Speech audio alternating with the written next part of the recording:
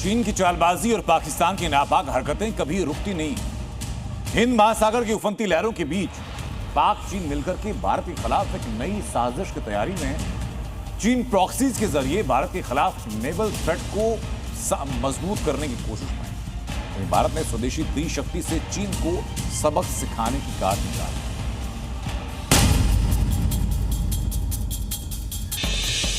समंदर की उफनती लहरों के नीचे भारत के खिलाफ चीन एक नापाक प्लान बना रहा है और इसमें उसका सबसे बड़ा मददगार है उसका पिट्ठू पाकिस्तान।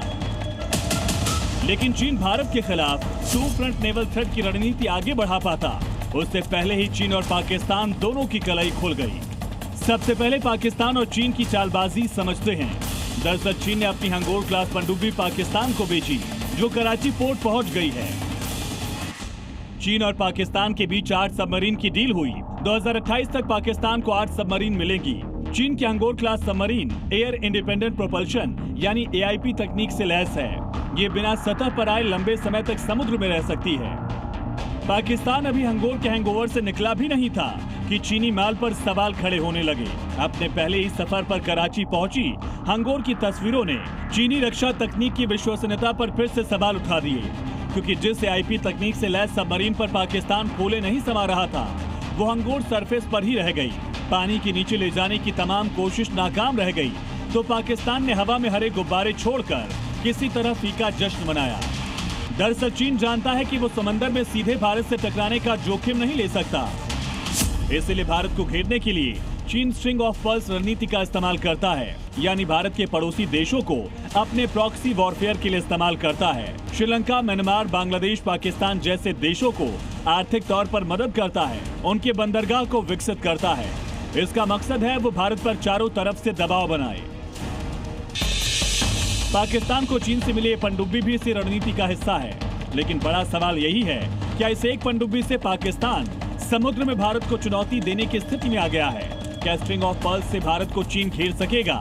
जवाब है बिल्कुल नहीं, क्योंकि हंगोर क्लास पनडुब्बी पाकिस्तान की ताकत जरूर बढ़ाएगी, लेकिन इंडियन नेवी 4 कदम आगे है और इसकी काट है भारत की स्वदेशी त्रिशक्ति। भारतीय नौसेना में जून के अंत तक 3 नए स्वदेशी जहाज शामिल किए जाएंगे। इनमें INS Dunagiri, INS Agray, INS संशोधक शामिल हैं। कम ही मौके रहे हैं जब एक साथ 3 बड़े युद्धपोत भारतीय नौसेना में शामिल किए गए हों। ये तीनों जहाज अलग अलग जिम्मेदारियां निभाएंगे।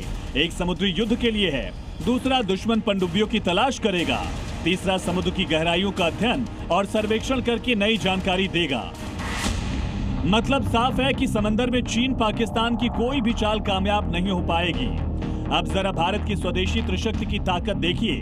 INS दूनागिरी, जिससे सबमरीन हंटर भी कहा जा रहा है, ये स्टेल्थ तकनीक से लैस है। साथ ही ब्रह्मोस और बराकेट जैसे घातक हथियार इस पर हैं। INS अग्रय आधुनिक सोनार सिस्टम है, तटीय क्षेत्रों में भी इसे घातक माना जा रहा है। वहीं टॉर्पीडो और रॉकेट लॉन्चर से लैस है ये। INS संशोधक की बात की जाए तो आधुनिक सर्वेक्षण और अनुसंधान पोत है ये। आधुनिक उपकरणों से लैस है, समुद्री निगरानी की ताकत भारत के लिए काफी बढ़ाएगा ये।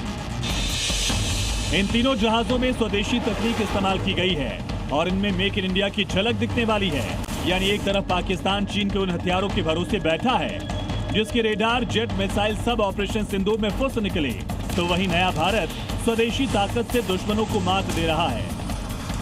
ब्यूरो रिपोर्ट, ज़ी मीडिया।